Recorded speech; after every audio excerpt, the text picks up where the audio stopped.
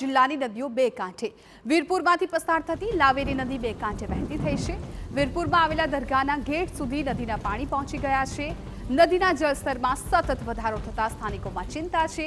જો સપાટી હજુ વધે તો લાવેરી નદી પરનો પુલ પાણીમાં ગરકાવ થવાની શક્યતા છે। વીરપુરની લાવેરી નદીમાં અત્યારે પાણીની આવક વધી રહી છે। નદીના જળસ્તરમાં સતત વધારો થતા અત્યારે સ્થાનિકોની ચિંતા વધી ગઈ છે।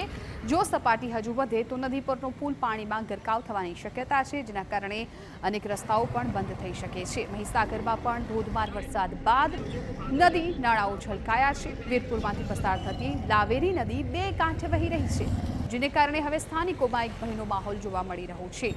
વીરપુરમાં આવેલી દરગાહના ગેટ સુધી નદીના પાણી છે એ પહોંચી ગયા છે।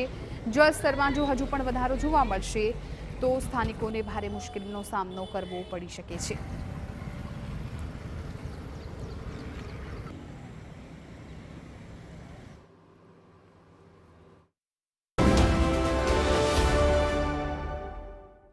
ઓલિમ્પિક